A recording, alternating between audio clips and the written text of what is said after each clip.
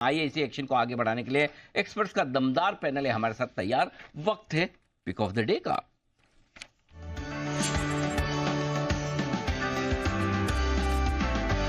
आइए स्वागत है सिद्धार्थ जी का भी। सुप्रभात सिद्धार्थ जी, बताएं sir pick of the day. Good morning Anil ji, good morning Neha, good morning सारे दर्शकों को और पैनलिस्ट को।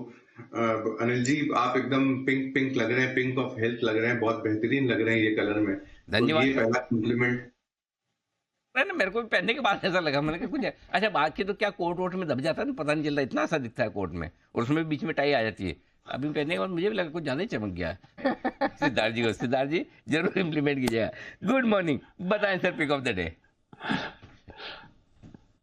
धन्यवाद है बंसल जी को, ये एकदम जोर से आवाज दी है मैंने। हाँ। तो ये एकदम दबी आवाज नहीं है बंसल जी। तो इसी के साथ मैं शुरुआत करूंगा अमेरिका से, और अमेरिकन बेस्ड कंपनी है पिक ऑफ द डे में, वो है क्यूमिंस इंडिया। आज किसी की रिपोर्ट भी मैं सुन रहा था कि क्यूमिंस पे है, क्यूमिंस पे खरीदारी की राय है। शॉर्ट टर्म टारगेट रहेगा 3100 का, और अगर कोई पोजिशनल रखना चाहे तो 3538 भी हो सकता है, विद डिस्क्लेमर कि ये हम मार्च 2024 में, पिछले महीने से हम रेकमेंड कर रहे हैं, री इनिशिएट किए, पहले तो करते ही थे, फिर से री इनिशिएट किया क्यूमिंस पे। ये डीजल इंजन बनाती है, यूएस बेस्ड कंपनी है, ऑल्टरनेटिव इंजन बनाती है, बहुत बेहतरीन कंपनी है। और इसके जो मेन ट्रिगर्स है वो है कि पावर जेनसेट्स में इनका बहुत अच्छा योगदान है, और long term demand driver power genset से बहुत अच्छे रह सकते हैं। मार्जिन सस्टेनेबल लग रहे हैं, 21% का मुनाफा सीएजीआर ग्रो हो सकता है, और कॉन्फिडेंट है मैनेजमेंट 2x सेल्स करने की, जो आने वाले समय में मैन्युफैक्चरिंग कैपेसिटीज बढ़ने पे है। Cummins India gensets diesel engine बनाने वाली कंपनी, 3100 का शॉर्ट टर्म टारगेट, 3538 का पोजिशनल से long term target.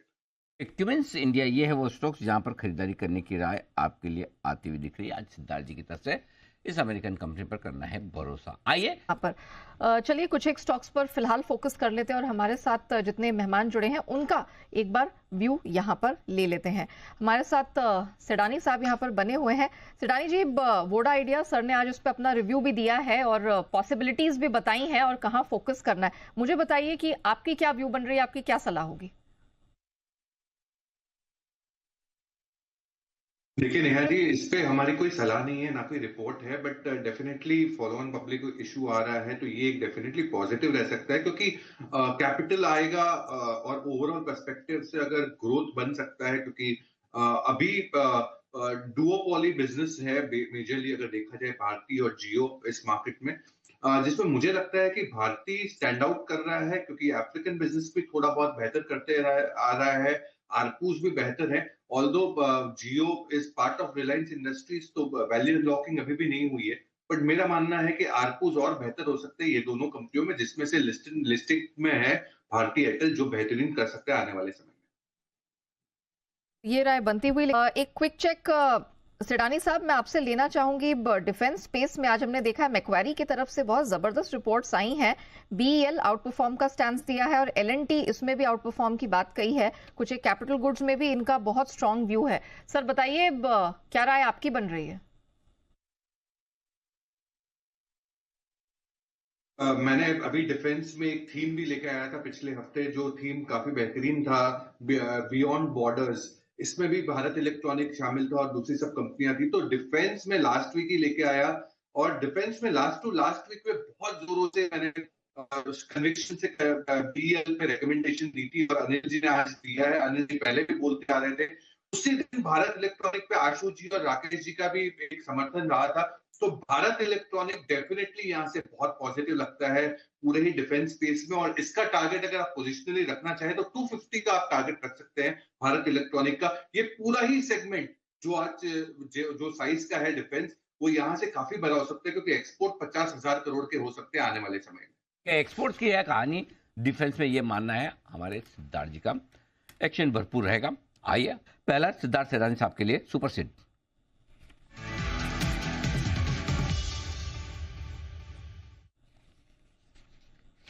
Siddharth ji बताएं सर।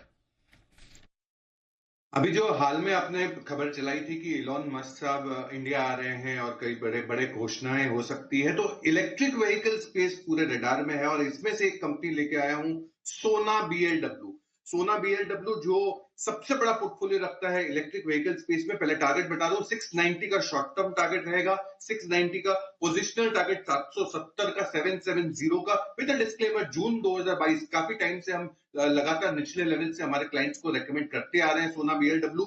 ये प्रॉक्सी प्ले है टू इलेक्ट्रिक व्हीकल। आज के तारीख में 25% की रेवेन्यू कंट्रीब्यूशन आता है इलेक्ट्रिक व्हीकल से, जो आने की उम्मीद है 45% की। टोटल ऑर्डर बुक 24,000 करोड़ का, जिसमें 79% इलेक्ट्रिक व्हीकल से है। मार्केट शेयर में बढ़ोतरी हो रही है। मैनेजमेंट उम्मीद कर रही है 25 से 30% आय में ग्रोथ हो सकता है आने वाले समय में। मार्जिन सस्टेनेबल दिख रहे हैं 27% पे आने वाले 4 से 5 क्वार्टर में, और ग्रोथ जबरदस्त है। सोना BLW target short term 690, positional 770। लिए करें खरीदारी सोना BLW में। और अच्छी बात यह है कि आपको जान के खुशी होगी और बंसल जी भी बड़े प्रसन्न हो रहे हैं। अब सोने के भाव इतने बढ़ गए हैं कि सेडानी साहब बोलते नहीं कि सोना खरीदना है, सोना BLW में काम चला और लीजिए। नहीं, अब सोने के बदले में सोना BLW देने की बात करते हैं। तो ये बड़ा बदलाव आता हुआ दिखा है। इस पर थोड़ी देर में हम करेंगे चर्चा। याद रखिएगा सिद्धार्थ जी, इस पर चर्चा करनी बाकी है, क्योंकि अभी थोड़ा एक बिगुल का वक्त है। एक बिगुल सिडानी साहब के लिए सुपर सेट।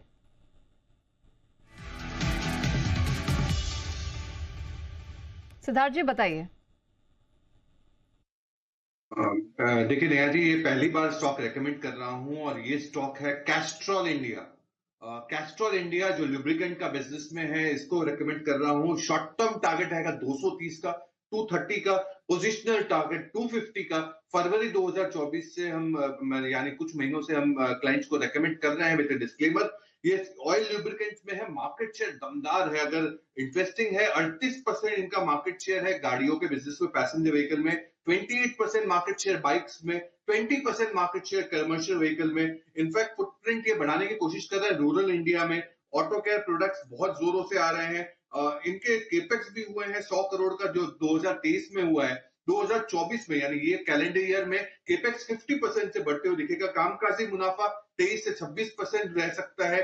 कैस्ट्रॉल लुब्रिकेंट, जो भी कार सर्विस करवाते हैं, बाइक सर्विस करवाते हैं, कैस्ट्रॉल का नाम जरूर जानते हैं। कैस्ट्रॉल पे खरीदारी की राय, शॉर्ट टर्म टारगेट 230, पोजिशनल 250। तो कैस्ट्रॉल इंडिया पे फोकस करिएगा। छोटी अवधि में 230 और इवेंचुअली 250 तक ऊपर जाने का दमखम ये स्टॉक रखता है। लेकिन सिद्धार्थ जी कुछ कहना चाहते हैं? जी सिद्धार्थ जी। अनिल जी, ये तो बग्गा साहब आ गए ये IPO के ओपनिंग के टाइम पे, पर मैं चाहता था कि जय बोलते रहे, क्योंकि बहुत लंबा बोले TCS पे। हाँ। तो उनके टाइम पे 10 बजे का ये गॉन्ग बजना था, क्योंकि उनको बहुत पसंद है। मोहतरमा बोले 10, 9, 8, उनको बहुत पसंद है। तो मुझे लगा थोड़ा 2 मिनट और खींच लेते तो हो जाता। आइए बढ़ते आगे, और अब वक्त है 10 की कमाई का। आइए 10 की कमाई में सबसे पहले सेडानी साहब को तकलीफ दी जाए। सेडानी साहब बताएं सर, आपकी 10 की कमाई का शेयर। बिल्कुल जी, ये जो निवेश का शेयर है सबसे पहली बार ले रहा हूं, और ये है Jindal steel and power. Jindal steel and power पे खरीदारी की राय है। लॉन्ग टर्म टारगेट रखे 1070 का, 1070 का। यही महीने इनिशियल ऑफ अप्रैल 2024 से हम रेकमेंड कर रहे हैं फंडामेंटली, तो कुछ हफ्ते ही हुए हैं। ये स्टील एंड माइनिंग, बट ये इंडिया के ऑपरेशंस तो स्ट्रॉन्ग है ही, जो करीबन 10 मिलियन टन की कैपेसिटी है। बट आउटसाइड भी इनके सब्सिडियरी के थ्रू ऑपरेशंस काफी स्ट्रॉन्ग है, ऑस्ट्रेलिया, इंडोनेशिया, इन सब देशों में। मार्जिन एक्सपेंशन की बात है, 15,000 अबिटा पर टन करने की योजना है इस साल FY24 में, कंपेयर टू लास्ट ईयर 13,200 के। Strongest balance sheet, one of the strongest balance sheet in the industry. PS के मुकाबले काफी अच्छा परफॉर्मेंस कर रहे हैं। 0.9x नेट डेट टू अबिटा है। One of the lowest cost producer of steel है, क्योंकि इनकी बैकवर्ड इंटीग्रेशन है, आयरन ओर की माइंस है। साथ ही साथ इनका जो केपेक्स प्लान है आने वाले 3-4 साल का, वो है कि 10 बिलियन टन को 15.9 मिलियन टन की कैपेसिटी बनाने की योजना है। करीबन 30,000 करोड़ का केपेक्स है। तो जिंदल स्टील एंड पावर निवेश के रूप में खरीदे, 1070 का टारगेट। JSPL ये है वो स्टॉक जहां पर खरीदारी करने की राय निवेश के लिहाज से 1070 का रखें लक्ष्य। आइए बढ़ेंगे हम थोड़ा और आगे, और स्मॉल कैप इंडेक्स में भी भरपूर एक्शन आपके लिए। विदा लेने का वक्त है। बग्गा साहब का विशेष धन्यवाद। SPL मिड कैप स्टॉक्स के हमारे दोनों खास मेहमानों का विशेष धन्यवाद, अमरीश सर और शिवांगी जी, साथ ही वागले साहब, पालिया साहब और बाकी सारे मेहमानों का भी बहुत बहुत शुक्रिया आज हमारा साथ देने के लिए। दोपहर के शो में आप सबसे होगी फिर मुलाकात। फिलहाल मुझे दीजिए इजाजत, तो देश के प्रति सम्मान के साथ करेंगे हम शो का समापन। आइए, जय Hind. Investments in securities is subject to market risk. Read all the related documents carefully before investing. This data is from our research report coverage. Investment in securities market are subject to market risks. Read all the related documents carefully before investing.